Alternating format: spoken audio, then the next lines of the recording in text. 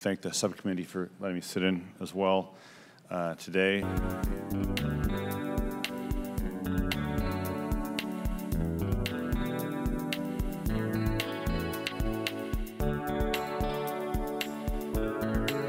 to be used for a vehicle as opposed to being used for non-vehicle use.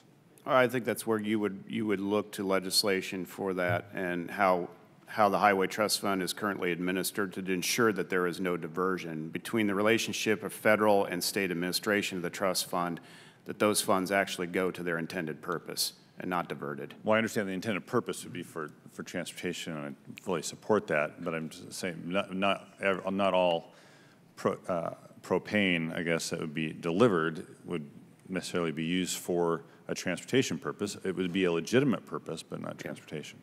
That's true. Yeah. More broadly, transportation logistics, perhaps. We look at the RAC as the solution for diesel and petrol for roads and bridges, and that's the lion's share of the $340 billion over 10 years that we're talking about. Yeah. Okay.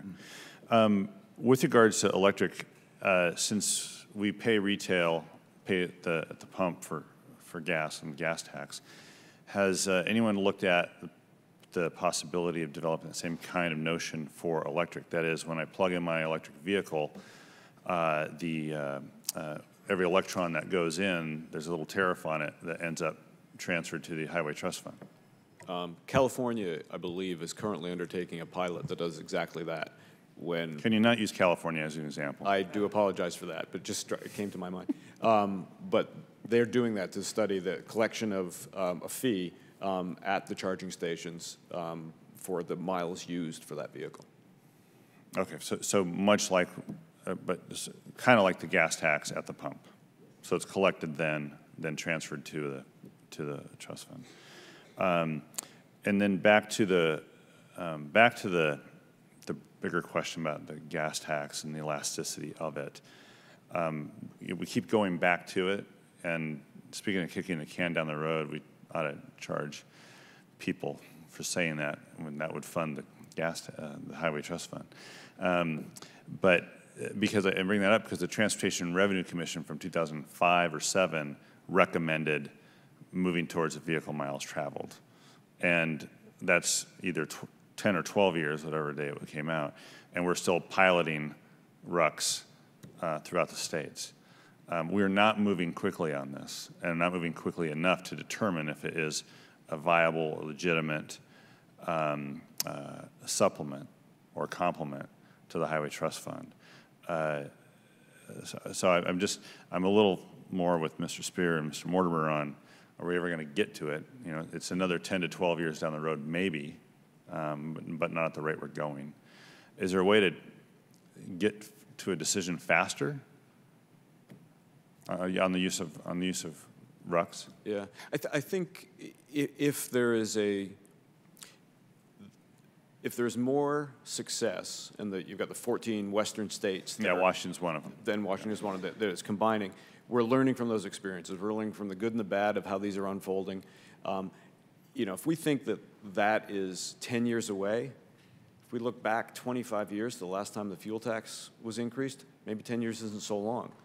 So I think, and there's probably a role that USDOT can play in, they are already playing in helping us fund some of these pilot programs. There are probably some interoperability studies that can be done. There's an I-95 work and there's the Western States work. How do we tie the two together?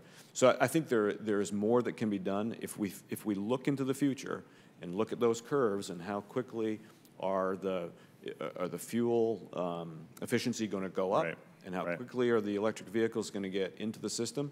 On that curve, we can plan out a transition time, I think, but we need to take action. Yeah, okay.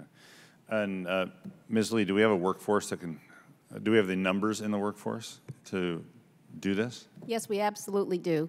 Yeah. First of all, there are a lot of trained workers who are out of work or have dropped out of the labor force, but I think, the labor market continues to be weak even 9 years after the economic recovery. And so I think this is exactly the kind of boost that we need in terms of labor market participation and creating good jobs that would be spread all over the country. So it's a huge advantage. And also we can pair it, and we should pair it with training, with good training and apprenticeship programs that make sure that they are incorporating underserved populations and others that haven't been part of that. So I think this can be a tool for equity in the labor market, and it would be an excellent one that is both good macroeconomically and also good for local labor markets. Thank you. And I just would note finally Mr.